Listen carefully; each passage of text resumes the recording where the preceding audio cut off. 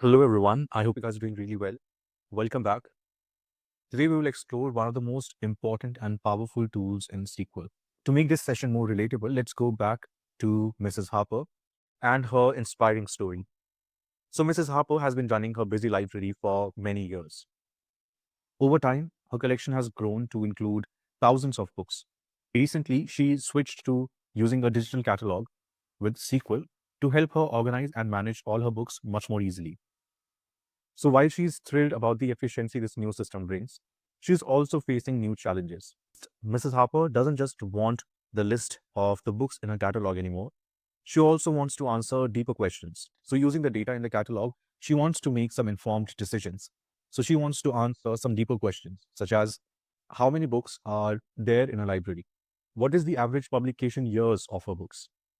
Which is the oldest or which is the newest book in her collection?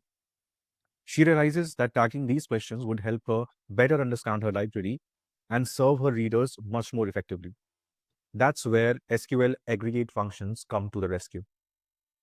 So, what are these aggregate functions? Well, aggregate functions allows us to summarize and analyze large datasets. They provide quick insight that would otherwise be tedious to calculate manually. So let's dive into one of the most commonly used aggregate functions and how Mrs. Harper uses them to manage her library. So Mrs. Harper, first question is straightforward. How many books are there in her library? So she wants to count the total number of books that are in her library. So for doing that, she can make use of the count aggregate function. Before we can move forward, let's try to understand how we work around with aggregate functions.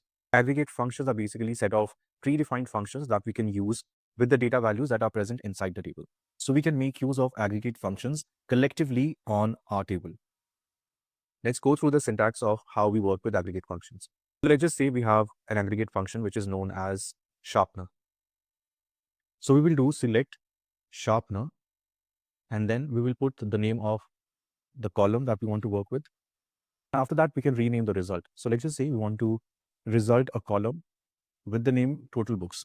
So this is an alias. So alias basically means that the result that would be returned for this particular value, we want to name it total books. So this is an alias.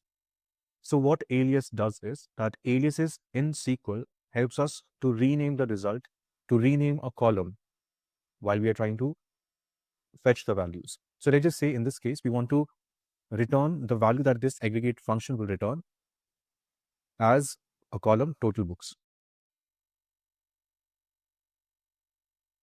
as this column name. And then we want to mention the table that we want to work with. So we do from the table name.